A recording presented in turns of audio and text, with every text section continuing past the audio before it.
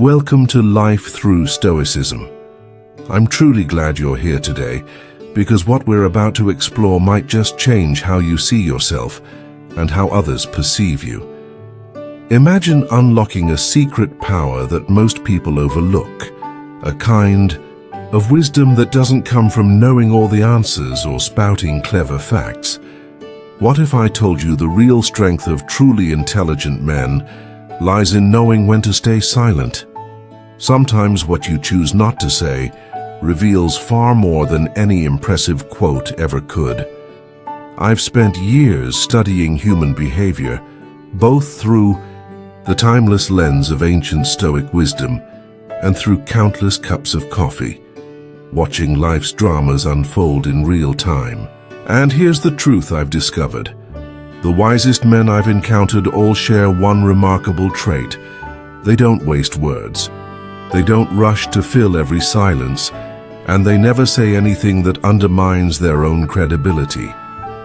Their silence is deliberate, powerful, and speaks volumes. So today let's dive deep into the 7 things intelligent men never say. Not because they are perfect or flawless, but because they've learned, sometimes the hard way, that these phrases lead nowhere good. Curious to find out what they are? Stick around, hit that subscribe button, and let's grow wiser together. Number 1. I already know that.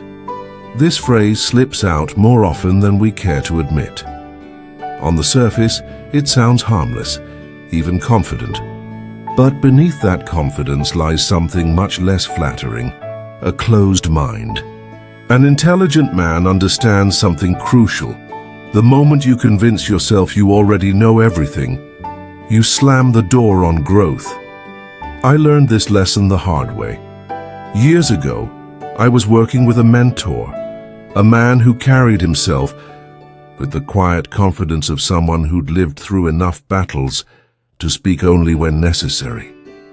We were reviewing a process I had done 100 times before, and as he began to explain a detail, I cut him off without thinking and said, "Yeah, I know that already." He gave me a calm but heavy look and continued. Later that evening, the weight of what I'd done hit me.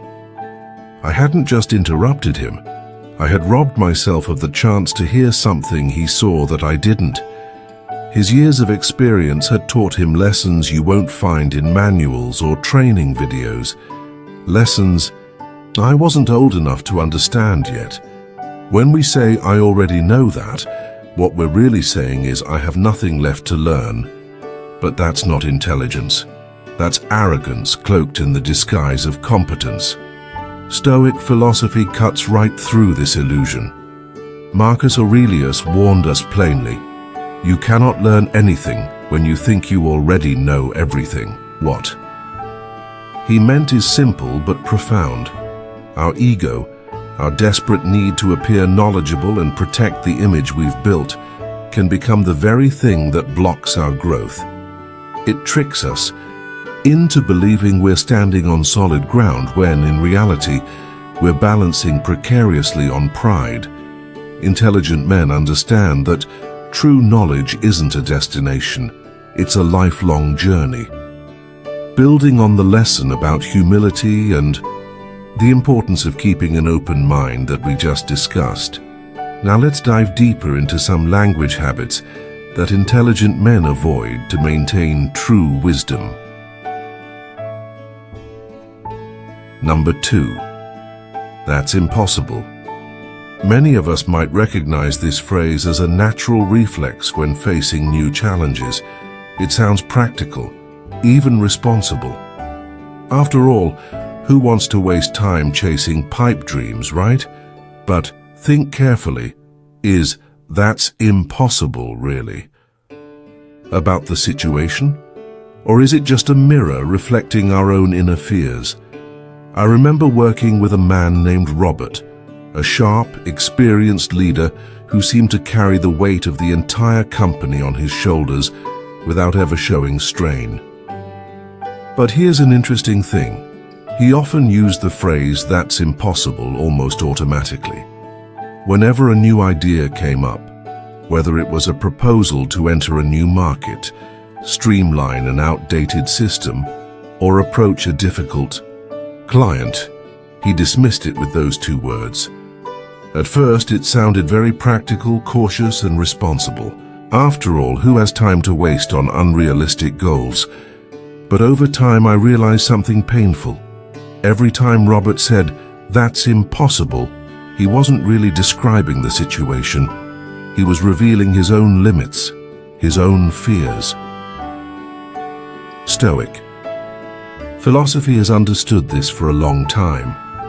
Seneca said, "We often suffer more in imagination than in reality." And that's exactly what Robert was doing.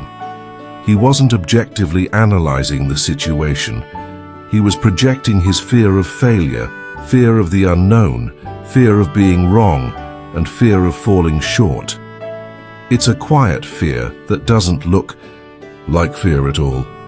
It wears the mask of logic, caution, and practicality.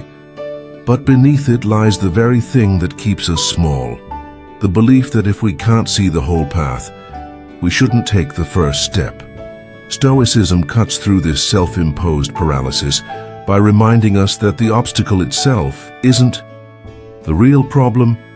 It's our perception of the obstacle that defeats us. I've seen this firsthand in a project I once worked on.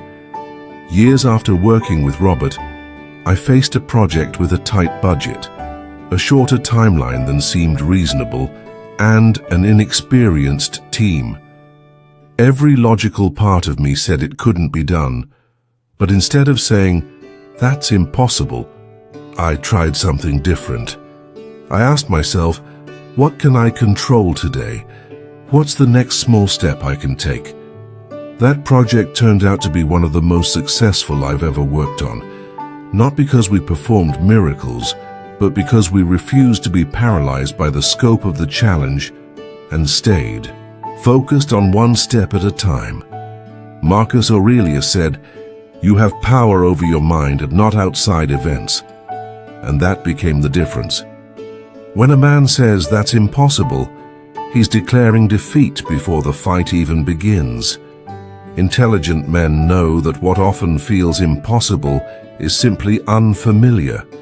It's not a wall, it's a challenge to move forward.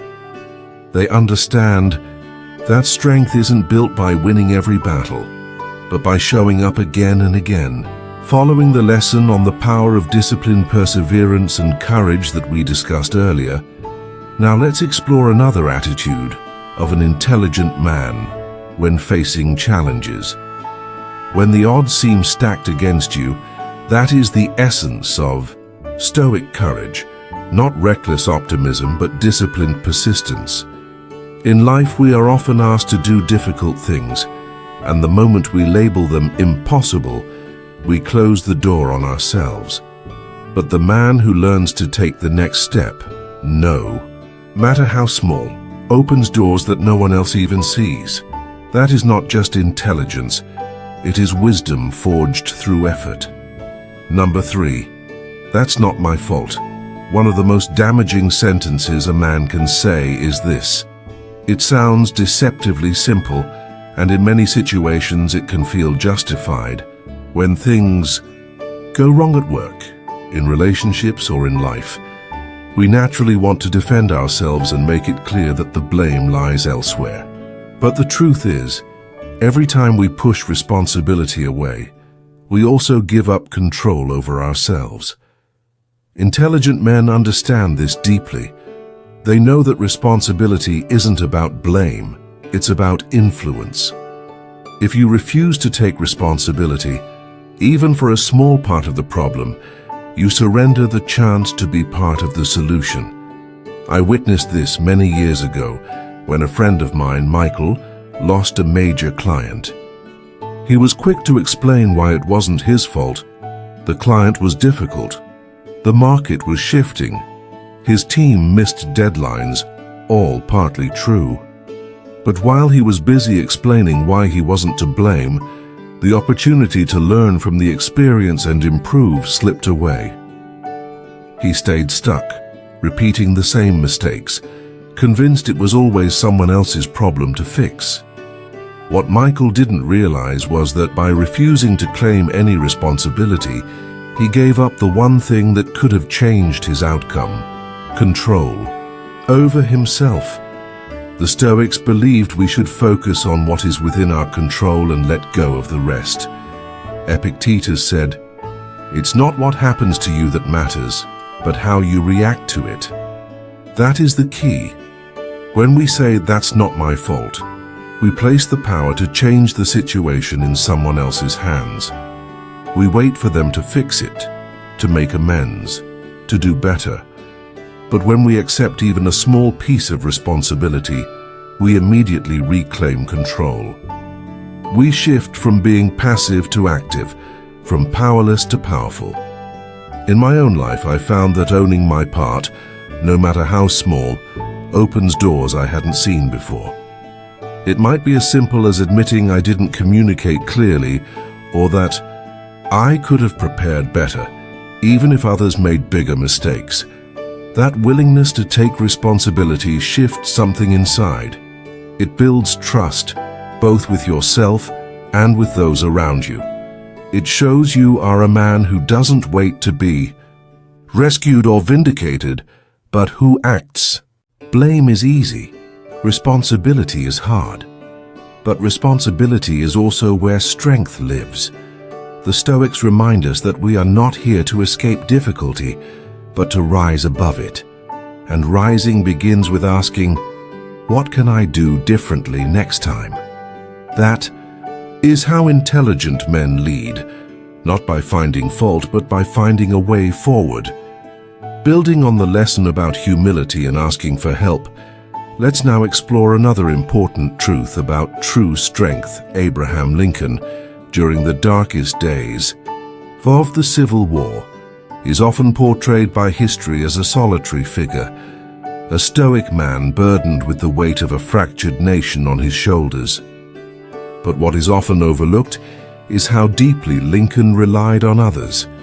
He surrounded himself with advisors who constantly challenged him and sought out opinions that contradicted his own, not because he lacked confidence, but because he understood that wisdom isn't born from isolation. It is shaped through the courage to admit that you don't have all the answers. During the brutal conflict at Antietam, Lincoln famously visited General McClellan despite their disagreements to seek strategic insight. He spent countless hours with his cabinet, often referred to as the team of rivals, because he valued their perspectives, even when they clashed with his. This was not a sign of weakness. It was strength measured by humility. And that is the lesson intelligent men learn sooner or later. Self-reliance is important, but it was never meant to be absolute. The Stoics were clear about this. Marcus Aurelius, perhaps the most powerful man of his time, openly wrote about the debt he owed to his mentors, teachers, and friends. In his meditations, he catalogued the lessons he had learned from each of them, acknowledging how their wisdom shaped his own. The most powerful emperor in the world never pretended to have all the answers. So why do so many of us act as if we do? Yet many tell themselves that asking for help is admitting defeat, that if we reach out, it means we aren't strong enough. That belief is a trap. It locks us inside our own minds, slowly drowning in problems we were never meant to face alone. Worse still, it robs those around us of the chance to offer their support. When we refuse to ask for help, we deny others the opportunity to give. We cut off the mutual support that binds people together. I have fallen into that trap myself. There was a time when I thought I had to carry it all.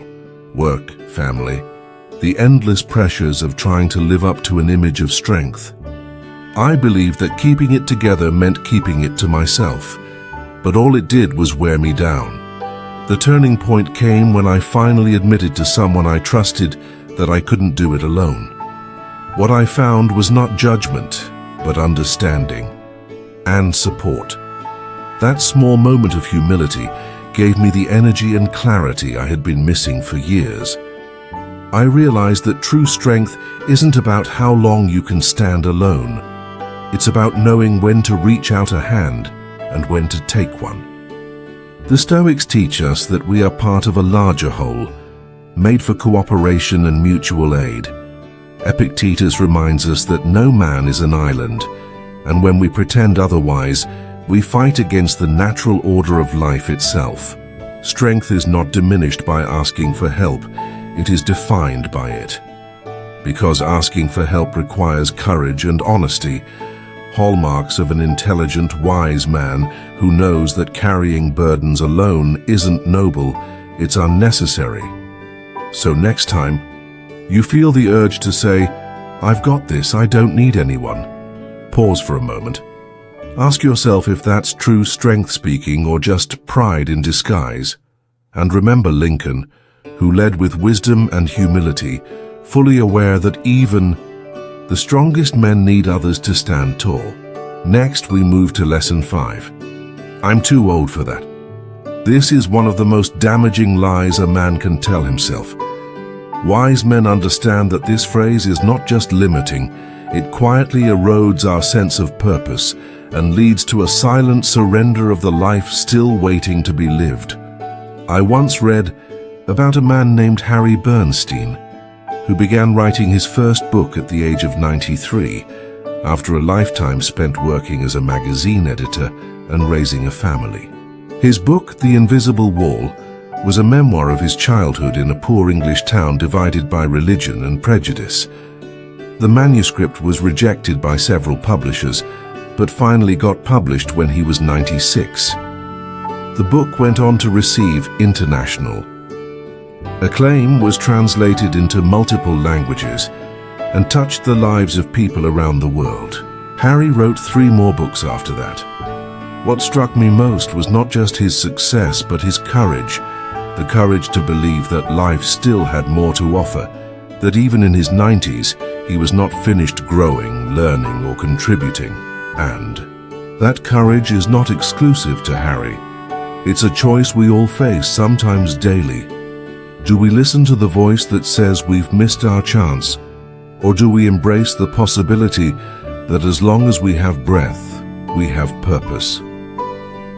The Stoics taught that age means nothing to the soul. Marcus Aurelius reminded himself that death is inevitable. But until it comes, our duty is to live as fully and virtuously as we can. He believed wisdom often comes with age, not because of the passing years, but because those who remain curious and courageous deepen their understanding over time. Growth doesn't stop with age, it ripens. I've seen men in their 60s learn new trades, start businesses, and mentor young leaders. I've also known others who let the weight of regret and time convince them to retreat from life. The difference is not circumstance, but mindset. A man who says, "I'm too old for that," has already closed the door. But a man who asks, "What can I do now?" opens it wide again. Age doesn't disqualify us from living boldly. It gives us more to offer: experience, clarity, resilience. These are not signs of someone who's finished. They are the tools of someone just getting started. And that is the Stoic path. Keep learning, keep striving until the very last moment, because as long as we are here, there is still work to be done.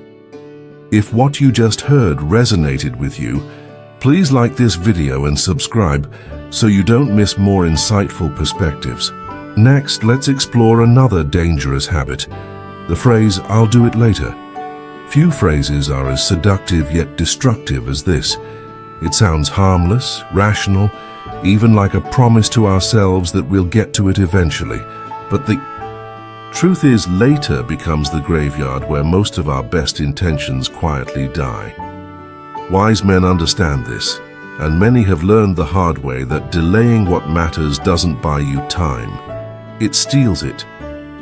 Every time we say, "I'll call tomorrow," "I'll apologize next week," or "I'll start that project when things settle down," we gamble with something beyond our control: time. I once knew a man named Thomas. By any measure, he was successful. A thriving business, a beautiful family, respect in his community. But he was always busy. Too busy. He often told himself he'd spend more time with his aging father later, when work calmed down. He postponed the fishing trip. They had planned delayed phone calls to catch up and put off visits just to sit and talk. Then one day later ran out. His father passed away suddenly, leaving Thomas with a phone full of unsent drafts and a heart full of things left unsaid. He shared this story with me years later, not for sympathy, but as a warning. We think we have time, but do we really? Have you ever postponed something important? Are you letting later quietly bury your opportunities or dreams? Reflect on that as we continue our journey exploring the profound Stoic philosophy.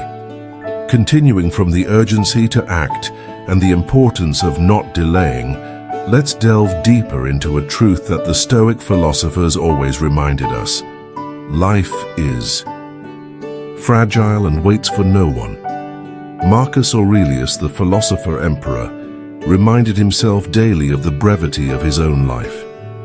Not to be morbid or fearful of death, but to urge himself to live fully and never waste a single moment. He wrote, "You could leave life right now. Let that determine what you do, say, and think." This is not just a philosophical thought, an experiment. It is a way of life, a mindset that intelligent men adopt because they understand that time is not in their hands. Time does not wait for us to be ready. It cares nothing for our plans or intentions.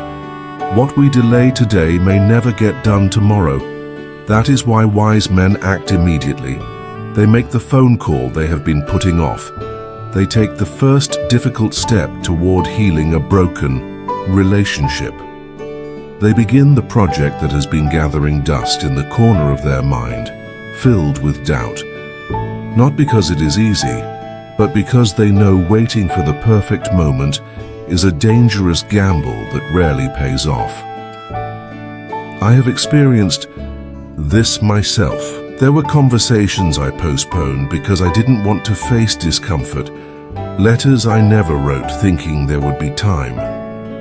But when I finally stopped waiting and acted, something powerful happened.